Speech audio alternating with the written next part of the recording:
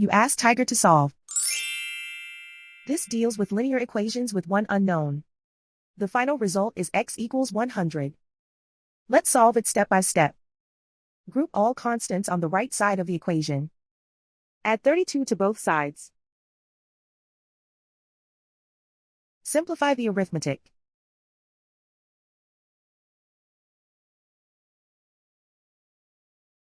Isolate the x. Multiply both sides by 2. Group like terms.